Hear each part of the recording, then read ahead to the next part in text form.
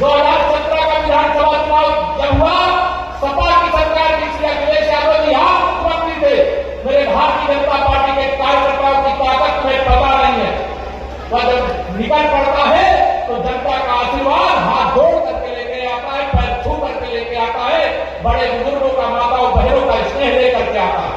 और 325 सीटें हम भारतीय जनता पार्टी गठबंधन में जीते थे। अगर याद नहीं है तो 27 में फिर याद दिला देंगे कि आज यहां से ऐलान करके जा रहे हैं। याद लाओगे 27 में फिर से इनको? दोनों हाथ क्या बताओ मेरी माताओं बहनों, याद लाओगे ना?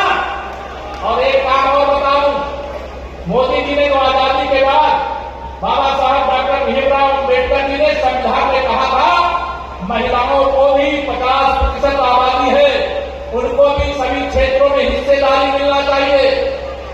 बहुत दिन से महिला आरक्षण आरक्षण आरक्षण की बात ये कांग्रेस वाले करते रहे, कभी नहीं किए।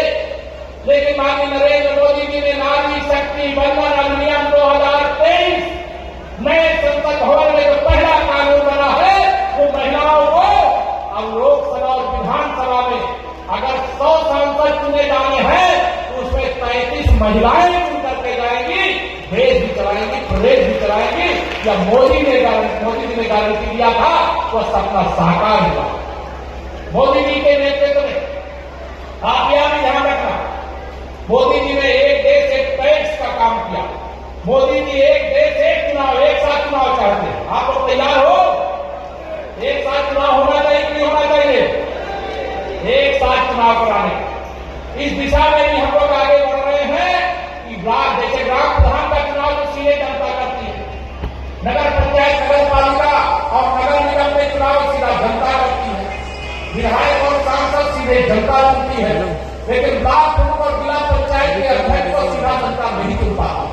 हम लोग इस दिशा में भी आगे बढ़ने का काम कर रहे हैं।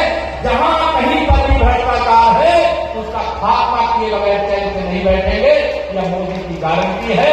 मैं आप सबके सामने यहां पर कहना चाहता हूं।